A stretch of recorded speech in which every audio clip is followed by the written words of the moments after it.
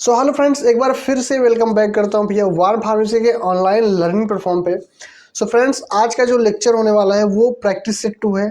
Pharmacology का जो model paper हम लोग पढ़ रहे थे, प्रैक्टिस सेट 1 क्लियर कर चुके थे हम लोग। पार्ट 1, पार्ट 2, पार्ट 3 यानी पार्ट ए बी सी, ठीक है। तो वो सब क्लियर हो चुका था। आज प्रैक्टिस सेट 2 का पार्ट 1 है, जिसमें हम लोग 7 क्वेश्चंस को पढ़ते हैं। जो पार्ट 1 होता है, पार्ट 1 में बेसिकली 7 क्वेश्चंस होता है, जिसमें से आपको 6 क्वेश्चंस करने होते हैं। तो उसी का आज जो है पार्ट है, और आज हम लोग 7 क्वेश्चंस को देखेंगे कि कैसा क्वेश्चन है, क्या मोस्ट एक्सपेक्टेड है, कौन सा मोस्ट इंपॉर्टेंट है। एंड यहाँ पे जो थंबनेल में आप लोग को दिख रहा होगा कि D pharma 2026 pharmacology official model paper complete solutions 100% guarantee pass, ठीक है। तो जो 100% गारंटी पास लिखा गया है, ये एक्चुअल में सही लिखा गया है। अगर आप लोग हमारे द्वारा दिए गए जितने भी मटेरियल्स हैं, लाइक टॉप 20, टॉप 30 है, इंपॉर्टेंट्स है, क्वेश्चंस बैंक सीरीज है, एंड ये मॉडल पेपर प्रैक्टिस सेट है, 3 सेट है। तो अगर आप ये सब अच्छे से पढ़ते हैं तो भैया आप 110% पास हो जाएंगे। इसमें कोई दो राय नहीं है, ठीक है। ऐसा नहीं है कि इतना आप पढ़ेंगे आप फेल हो जाएंगे।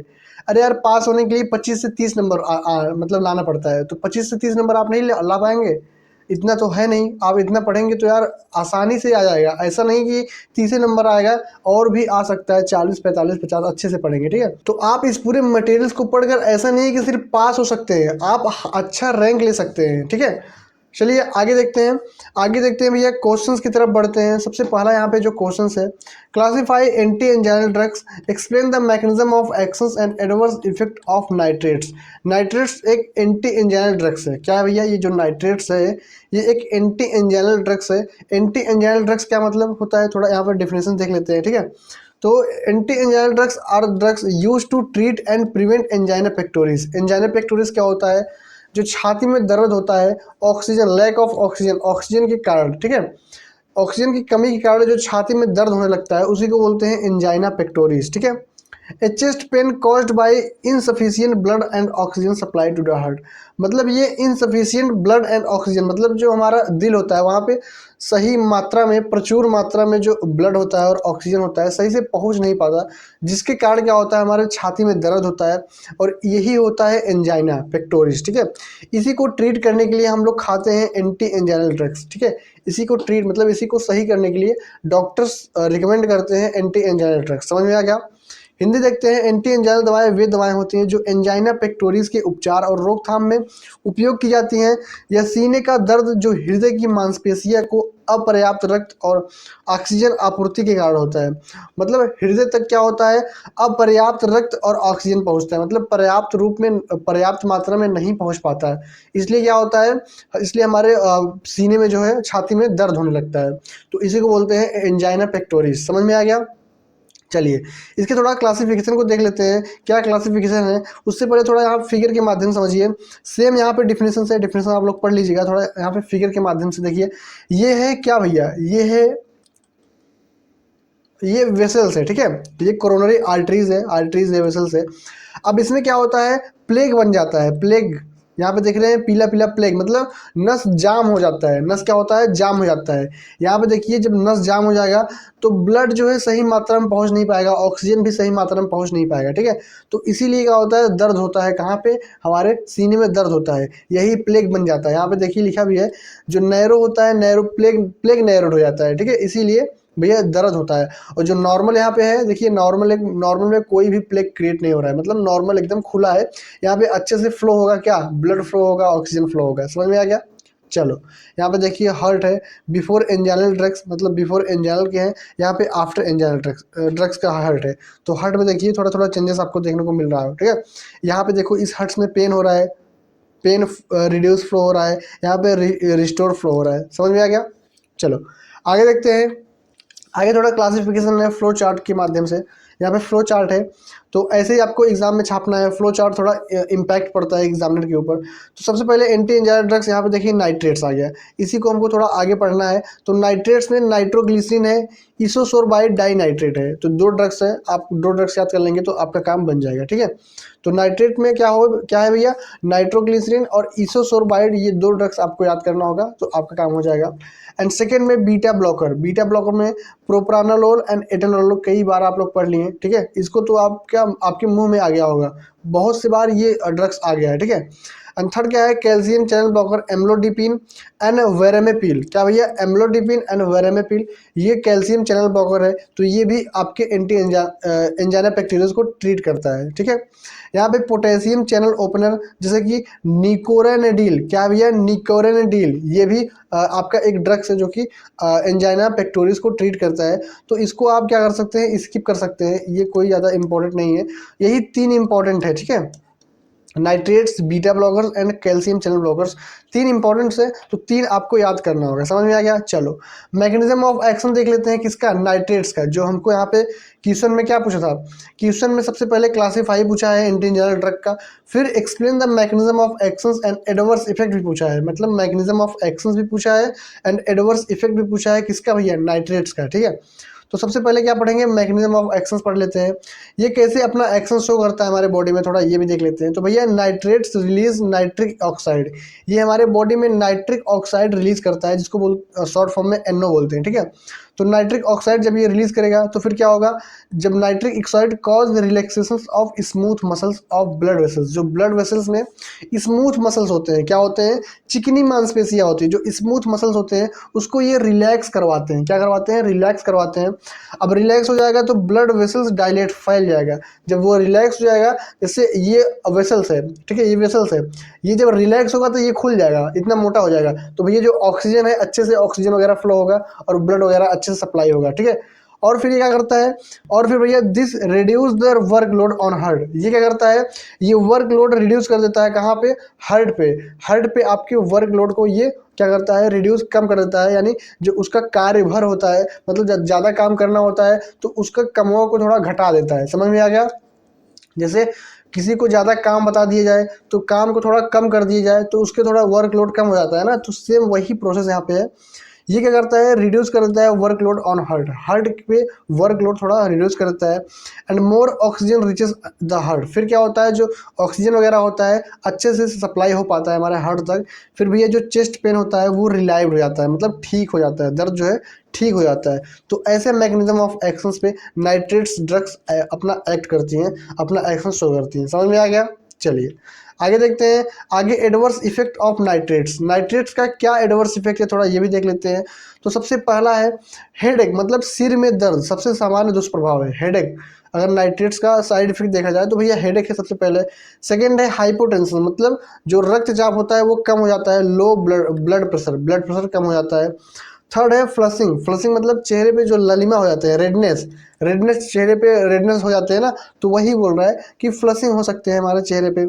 टैकीकार्डिया का मतलब जो इंक्रीज हार्ट रेट थोड़ा इंक्रीज हो जाता है, हृदय गति बढ़ जाता है। तो ये भैया एडवर्स इफेक्ट है नाइट्रेट्स का। समझ में आ गया। चलिए आगे क्वेश्चन नंबर 2 बोल रहा है, क्या बोल रहा है क्वेश्चन नंबर 2, भैया classify oral anti diabetic drugs, oral anti diabetic drug का थोड़ा क्लासीफाई करना है यहाँ पे।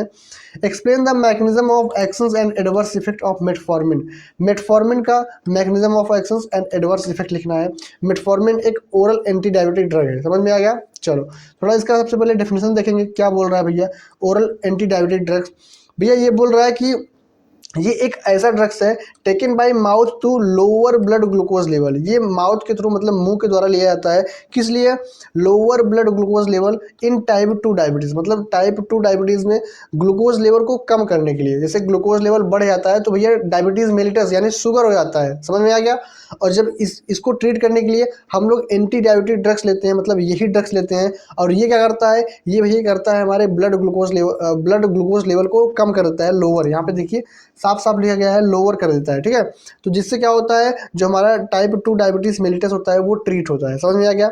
ओरल एंटी डायबिटिक दवाएं वे दवाएं हैं जो मुख द्वारा ली जाती हैं और टाइप 2 मधुमेह में रक्त शर्करा को कम करती हैं। क्या रक्त शर्करा भैया, मतलब डायबिटीज मेलिटस को ये कम करती हैं। समझ में आ गया। चलिए आगे देखते हैं। आगे थोड़ा इसका क्लासिफिकेशन से क्लासिफिकेशन देख लेते हैं। बाइगुआनाइड सबसे पहला है, बाइगुआनाइड्स मतलब मेटफॉर्मिन, मोस्ट इंपॉर्टेंट है, इसको आपको छोड़कर नहीं आना है, याद करना है, मतलब क्लासिफिकेशन में हर एक ड्रग्स इंपॉर्टेंट है। सेकंड क्या है, सल्फोनाइल यूरिया में, सल्फोनाइल यूरिया में क्या है, ग्लिबेंक्लामाइड, क्या है भैया, ग्लिबेंक्लामाइड एंड ग्लिपिजाइड, ग्लिबेंक्लामाइड एंड ग्लिपिजाइड, ये भी मोस्ट इंपॉर्टेंट है। क्या है, मोस्ट इंपॉर्टेंट है।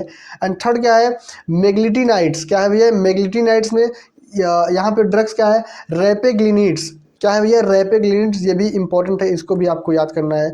एंड यहाँ पे देखिए फोर्थ पॉइंट क्या है भैया, फोर्थ पॉइंट क्या है भैया, थायोजोलिडीडाइंस डियोन्स, ये क्या है भैया, इसमें कौन सा है, पीयूग्लिटाजोन, क्या भैया, पीयूग्लिटाजोन, ये भी मोस्ट इंपॉर्टेंट है, इसको भी आपको याद करना होगा। बाकी आप ये दो जो है इसको आप स्किप कर सकते हैं, 1 2 3 4 को आप याद करेंगे तो आपका काम हो जाएगा, ठीक है। बाकी दो इतना ज़्यादा मोस्ट इंपॉर्टेंट नहीं है, ठीक है, तो दो को आप छोड़ सकते हैं। हालांकि अगर आपको लगे कि याद करना है तो याद कर सकते हैं, बाकी मैं जो रेकमेंड करूंगा कि आप इन 4 को ही याद कर लेंगे तो आपका इनफ हो जाएगा, इतना लिख देंगे। फ्लो चार्ट में लिखना है, जिसे यहाँ पे फ्लो चार्ट में बताया गया है, सबसे पहले ओरल एंटी डायबिटिक ड्रग ऐसे लिखना है, फिर इसमें अंडरलाइन करना है ऐसे करके, 1 2 3 4 ऐसे करके लिखेंगे तो थोड़ा ज़्यादा अट्रैक्टिव लगता है। समझ में आ गया, चलो आगे देखते हैं। थोड़ा क्लासिफिकेशन है इसका, सेम वही है, बाइगोनाइड्स में मेटफॉर्मिन है, सल्फोनाइल यूरिया में ग्लिबेंक्लामाइड ग्लिपिजाइड है, तो सेम वही है, आप लोग इसको देख लीजिएगा, ठीक है। चलिए आगे देखते हैं mechanism of actions of metformin, metformin का क्या मैकेनिज्म ऑफ एक्शंस है ये भी देख लेते हैं, कैसे ये अपना एक्शन शो करती है हमारे बॉडी में। तो सबसे पहले ये क्या करती है, reduce glucose production in liver, जो लीवर में ग्लूकोज का प्रोडक्शन होता है, कहने का मतलब ये है कि भैया जो हमारे लीवर में ग्लूकोज बनता है वही ये घटा देती है, क्या करती है, रिड्यूस कर देती है। फिर क्या होता है, फिर increase insulin sensitivity in body tissue, फिर भैया शरीर के ऊतकों में इंसुलिन संवेदनशीलता बढ़ जाती है, मतलब उसकी सेंसिटिविटी बढ़ जाती है, इंसुलिन की सेंसिटिविटी हमारे बॉडी टिश्यू में क्या होती है, इंक्रीज हो जाती है। फिर क्या होता है, फिर improves glucose Uptake bye muscles, फिर भैया जो ग्लूकोज होता है मसल्स उसको अपटेक करने लगता है, ग्रहण करने लगता है, ठीक है, मांसपेशियों द्वारा ग्लूकोज ग्रहण बढ़ाती है, मतलब ये इंक्रीज कर देता है। फिर भैया डज नॉट कॉज हाइपोग्लाइसेमिया, फिर भैया हाइपोग्लाइसेमिया नहीं करती और वजन वगैरह नहीं बढ़ती है, ठीक है। तो इससे क्या होती है, ट्रीट होती है डायबिटीज मेलिटस, डायबिटीज वगैरह में वजन वगैरह बढ़ जाता है ना, तो वजन वगैरह फिर वो घट जाती है, नहीं बढ़ती, ठीक है। तो वही ऐसे मैकेनिज्म ऑफ एक्शंस पे मेटफॉर्मिन अपना वर्क करती है। समझ में आ गया, चलिए आगे देखते हैं। आगे एडवर्स इफेक्ट है किसका भैया, मेटफॉर्मिन का एडवर्स इफेक्ट है, इसको भी देख लेते हैं। सबसे पहले नोजिया है, मतलब जी मचलाएगा, उल्टी आएगा, ये मोस्ट कॉमन है। एंड सेकेंड है डायरिया, डायरिया मतलब जीआईटी अपसेट, जो आपकी पाचन तंत्र होती है वो अपसेट हो जाती है, मतलब गड़बड़ी उसमें आता है, यहाँ पे देखिए लिखा भी है हिंदी में। लैक्टिक एसिडोसिस, लैक्टिक एसिड बढ़ जाता है बॉडी में, ये रेयर है बट सीरियस भी है, ठीक है, ये रेयर भी है और सीरियस भी है, ठीक है। लैक्टिक एसिड बढ़ जाएगा तो फिर बॉडी में बहुत सारे प्रॉब्लम्स क्रिएट हो सकता है, राइट। फिर सेकंड क्या है, नेक्स्ट क्या है भैया, विटामिन B12 डिफिशियंसी, मतलब B12 जो विटामिन B12 होता है उसकी कमी हो सकती है लॉन्ग टर्म यूज से, अगर लॉन्ग टर्म आप यूज करेंगे तो विटामिन B12 की कमी हो जाएगी, ठीक है, विटामिन B12 की कमी हो जाएगी तो भैया मेगालोब्लास्टिक एनीमिया हो जाता है। समझ में आ गया, आप पढ़े भी होंगे, मेगालोब्लास्टिक एनीमिया जो होता है विटामिन B12 डिफिशियंसी होती है, इसके कमी के कारण शायद होती है, ठीक है। चलिए आगे यहाँ पे देखिए, avoid in kidney failure patient, जो किडनी फेलियर पेशेंट होते हैं उसमें थोड़ा अवॉइड किया जाता है, उसको नहीं दिया जाता है, गुर्दे की बीमारी में नहीं दिया जाता है क्या, मेटफॉर्मिन। मेटफॉर्मिन क्या होता है, गुर्दे मतलब किडनी की डिजीज अगर है, किडनी खराब वगैरह है तो उसमें भैया मेटफॉर्मिन नहीं दिया जाता है। आगे क्वेश्चन नंबर 3 क्या बोल रहा है भैया, classify non steroidal anti inflammatory drugs, मतलब एनसैड्स क्या होता है, इसमें इसको थोड़ा क्लासिफाई करना है। Explain the pharmacological actions and adverse effect of ibuprofen, भैया एक्सप्लेन करना है फार्माकोलॉजिकल एक्शंस को एंड एडवर्स इफेक्ट को आइबुप्रोफेन के। आइबुप्रोफेन एक एनसैड्स की दवाई है, इसके फार्माकोलॉजिकल एक्शंस को एंड एडवर्स इफेक्ट को यहाँ पे एक्सप्लेन करना है, साथ ही साथ क्लासिफाई करना है एनसैड्स को। उससे पहले थोड़ा डेफिनेशन देख लेते हैं, एनसैड्स होता क्या है। NSAIDs are drugs that reduce pain fever, ये भैया पेन और फीवर मतलब दर्द और बुखार को रिड्यूस करता है, एंड इन्फ्लामेशंस को भी, मतलब इन्फ्लामेशंस को भी ये रिड्यूस करता है, विदाउट यूजिंग स्टेरॉइड्स, बिना स्टेरॉइड्स का यूज़ किए, बिना स्टेरॉइड का यूज़ किए ये दर्द बुखार सूजन को कम करती है। और भैया ये कॉक्स एंजाइम को ब्लॉक करती हैं, ये क्या करती हैं, they work by blocking COX enzyme, जो बॉडी में कॉक्स 1 कॉक्स 2 एंजाइम होती है उसको ब्लॉक करती हैं, एंड प्रोस्टाग्लैंडिन को इनहिबिट करती हैं। आपको पता होगा कि ये भैया प्रोस्टाग्लैंडिन को ये क्या करती हैं, इनहिबिट करती हैं प्रोस्टाग्लैंडिन, तो प्रोस्टाग्लैंडिन को इनहिबिट करती हैं जिसके कारण पेन वगैरह रिड्यूस होता है, फीवर वगैरह रिड्यूस होता है। समझ में आ गया, चलिए आगे देखते हैं, थोड़ा इसका क्लासिफिकेशन देख लेते हैं, क्या क्लासिफिकेशन है। यहाँ पे देखिए फ्लो चार्ट में है, थोड़ा इसको ये छोटा दिख रहा है, यहाँ पे थोड़ा बड़ा दिख रहा है, तो यहाँ पे देखते हैं। बाकी एग्जाम में छापना तो आपको ऐसे है, ठीक है, यहाँ पे थोड़ा छोटा दिख रहा है तो थोड़ा यहाँ से यहाँ पे देखते हैं, यहाँ पे अच्छे से दिख रहा है। सबसे पहले यहाँ पे जो क्लास है ये भैया क्लास है, इधर का साइड जो इधर का साइड है ये क्लास है, और इधर साइड क्या है, एग्जाम्पल मतलब ड्रग्स है। समझ में आ गया, चलो सबसे पहला है नॉन सिलेक्टिव कॉक्स इनहिबिटर। इसमें कौन कौन से ड्रग्स आता है, आइबुप्रोफेन, एस्पिरिन, डाइक्लोफेनाक, ये 3 ड्रग्स से मोस्ट इंपॉर्टेंट है भैया, ठीक है, मोस्ट इंपॉर्टेंट है। एनसेट्स में आपको छापना पड़ेगा, मतलब लिखना पड़ेगा। सेकंड क्या है, सेलेक्टिव कॉक्स 2 इनहिबिटर में सेलेकॉक्सिब एंड इटोरिकॉक्सिब, क्या भैया, सेलेकॉक्सिब एंड इटोरिकॉक्सिब, ये भी क्या है, मोस्ट इंपॉर्टेंट है, इसको भी आपको छापना पड़ेगा। एंड थर्ड क्या है, preferential COX 2 inhibitor. Preferential COX 2 inhibitor में भैया nimesulide and meloxicam, nimesulide and meloxicam, ये भी मोस्ट इंपॉर्टेंट है, ये भी आपको अच्छे से याद करना होगा। एंड लास्ट पॉइंट क्या है भैया, एनाल्जेसिक एंटीपायरेटिक, क्या है भैया, एनाल्जेसिक एंटीपायरेटिक में पैरासीटामोल, इसको तो बिल्कुल भी नहीं छोड़ के आना है। अगर आप फार्मासिस्ट हैं तो पैरासीटामोल को नहीं पढ़ेंगे यार, फार्मेसी में पैरासीटामोल अगर आप छोड़ दिए तो आपका फार्मासिस्ट होना बेकार है, ठीक है। तो एनाल्जेसिक एंटीपायरेटिक में पैरासीटामोल, तो ये क्लासिफिकेशन है। अगर आप ऐसे भी छाप देंगे फिर भी काम चल जाएगा, और ऐसे भी छाप देंगे फिर भी काम चल जाएगा, बाकी मैटर सेम है, सेम कंटेंट ये भी है, सेम कंटेंट ये भी है। यहाँ पे थोड़ा अच्छे से क्लियर दिख रहा था तो ये पढ़ा दिए, बाकी ये भी ऐसे भी आप छाप सकते हैं, ऐसे भी छाप सकते हैं, समझ में आ गया। चलिए आगे देखते हैं pharmacology actions of ibuprofen. Ibuprofen का फार्माकोलॉजी एक्शंस क्या होता है, मतलब बॉडी में ये अपना एक्शन क्या शो करती है। सबसे पहले एनाल्जेसिक का एक्शन शो करती है, मतलब रिलाइव करती है मिड टू मॉडरेट पेन, मतलब हल्के से दर्द को ये पेन को रिड्यूस करती है, रिलाइव करती है, समझ में आ गया। एंटीपायरेटिक मतलब बुखार को भी रिड्यूस करती है, रिड्यूस फीवर। एंटी इन्फ्लामेटरी मतलब रिड्यूस स्वेलिंग एंड इन्फ्लामेशन, अगर सूजन वगैरह है बॉडी में तो उसको भी ये रिड्यूस करती है। एंटी प्लेटलेट मतलब प्लेटलेट को भी ये कम करती है, reduce platelet aggressions mid effect, मतलब ये प्लेटलेट को भी रिड्यूस करती है, समझ में आ गया। हाउ इट वर्क, मतलब ये कैसे अपना वर्क करती है, तो आइबुप्रोफेन भैया ब्लॉक करता है कॉक्स 1 को, हमारे जो बॉडी में कॉक्स 1 एंड कॉक्स 2 एंजाइम होता है इसको ब्लॉक करता है। एंड इसके बाद भैया दे रिड्यूस प्रोस्टाग्लैंडिन सिंथेसिस, मतलब ये क्या करता है, प्रोस्टाग्लैंडिन के सिंथेसिस को ही ये मतलब ये कम करता है, रिड्यूस करता है। फिर भैया लेस, जब प्रोस्टाग्लैंडिन कम हो जाएगा तो भैया पेन भी कम हो जाएगा और फीवर भी कम हो जाएगा और इन्फ्लामेशन भी कम हो जाएगा। मतलब मेन जड़ प्रोस्टाग्लैंडिन होता है, क्या होता है, प्रोस्टाग्लैंडिन ही मेन जड़ होता है, इसके कारण भैया पेन होता है, फीवर होता है, इन्फ्लामेशन होता है। जब प्रोस्टाग्लैंडिन ही खत्म हो जाएगा, खत्म मतलब कम हो जाएगा, तो पेन भी कम हो जाएगा, फीवर भी कम हो जाएगा और स्वेलिंग भी कम हो जाएगा, समझ में आ गया। चलिए आगे देखते हैं, आगे थोड़ा हिंदी कंटेंट है, हिंदी देख लेते हैं। एनाल्जेसिक मतलब हल्के से मध्यम दर्द से राहत। एंटीपायरेटिक मतलब बुखार कम करता है। एंटी इन्फ्लामेटरी मतलब सूजन कम करता है। एंटी प्लेटलेट मतलब प्लेटलेट एकत्रण कम करना, मतलब प्लेटलेट को थोड़ा कम करता है। और ये कैसे काम करती है, हाउ इट वर्क्स, आइबुप्रोफेन क्या करता है, कॉक्स 1 एंड कॉक्स 2 एंजाइम को ब्लॉक करता है, जिससे प्रोस्टाग्लैंडिन का निर्माण कम हो जाता है। और जब प्रोस्टाग्लैंडिन का निर्माण कम हो जाएगा तो भैया बुखार भी कम हो जाएगा और ये दर्द भी कम हो जाएगा और सूजन भी कम हो जाएगा, समझ में आ गया। तो ऐसे ये अपना वर्क शो करती है, समझ में आ गया। चलो आगे थोड़ा इसका फिगर के माध्यम से देख लेते हैं क्या एडवर्स इफेक्ट है आइबुप्रोफेन का। तो यहाँ पे सबसे पहले गैस्ट्रिक अल्सर ये क्रिएट कर सकता है, एडवर्स इफेक्ट है ये, ठीक है, साइड इफेक्ट एडवर्स इफेक्ट है।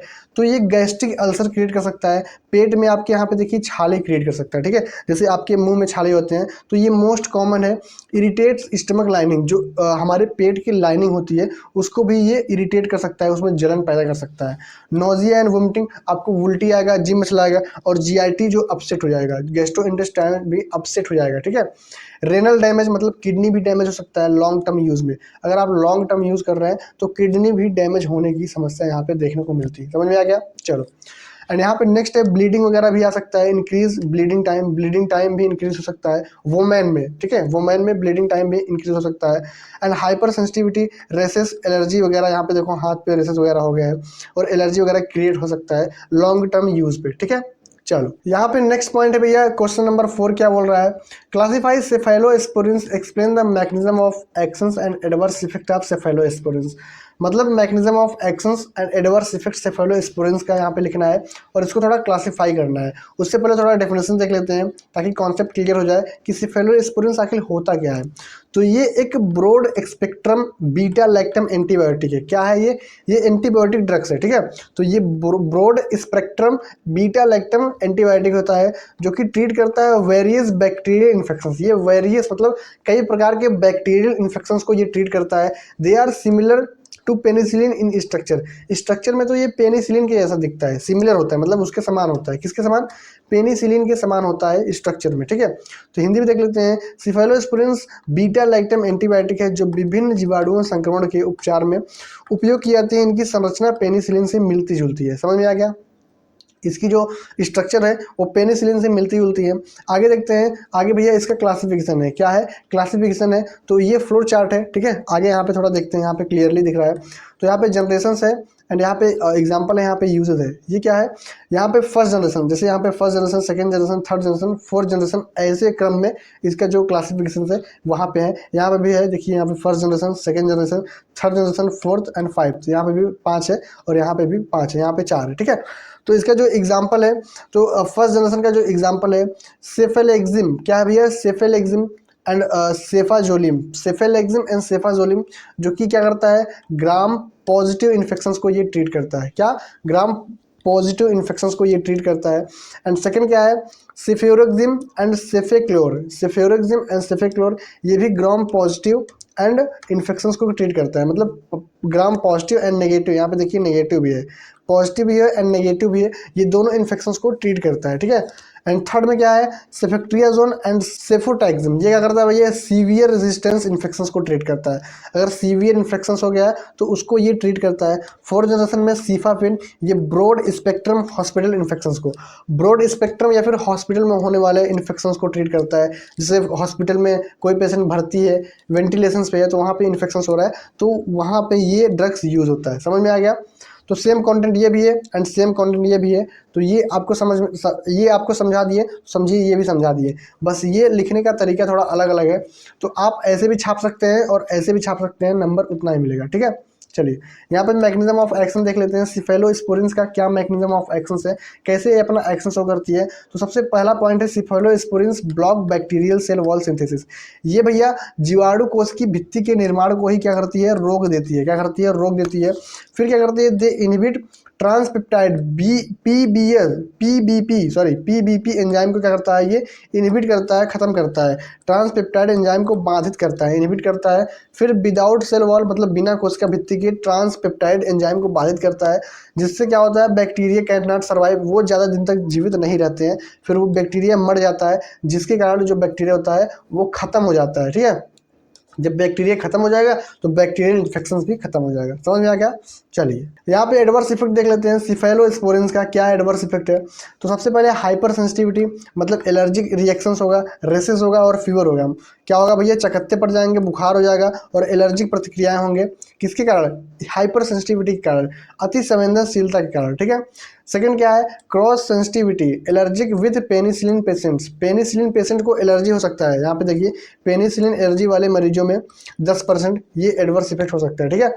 तो भैया पेनिसिलिन जो है पेशेंट्स में 10% हो सकता है।